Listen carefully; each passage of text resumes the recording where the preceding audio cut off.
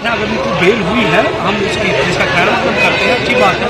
मगर अब इंजीनियर रशीद साहब को ये देखना पड़ेगा कि वो रायशुमारी का नारा तो देते हैं, अब जो इनके कैंडिडेट हैं जो आ जाएंगे, जो मैदान में आते हैं, इंजीनियर रशीद साहब का नाम लेके आए, एक्स MLAs हैं, एक्स MLCs हैं, जो कल तक अपनी पार्टी की आइडियोलॉजी रखते थे, जो कल तक किसी दूसरी जमात की आइडियोलॉजी रखते थे, अब वो इनकी जमात में है।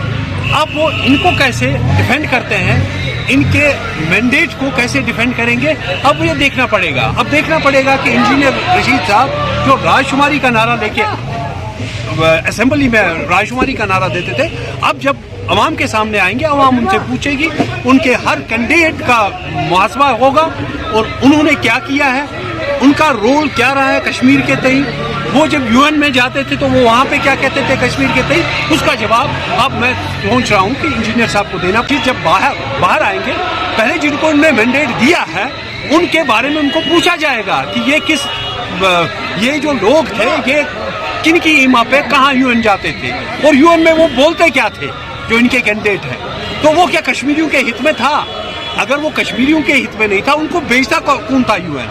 अगर आपको ये कैंडिडेट दिए गए, ये आपके अपने चूज करता है कि ये आपने कोई डील करके इन कैंडिडेट्स को आपके हवाले किया गया है, ये तो देखना है ना।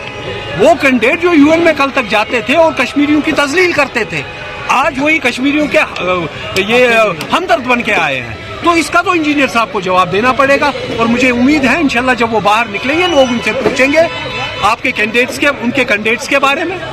अगर ये कल तक UN में कश्मीरियों को तजलील करते थे, कश्मीरियों की माँ बहनों की आबरू को तजलील करते थे, आज ये कश्मीरियों के हमदर्द और रायशुमारी के ये मॉडल कैसे बन गए, ये तो उनको जवाब देना पड़ेगा।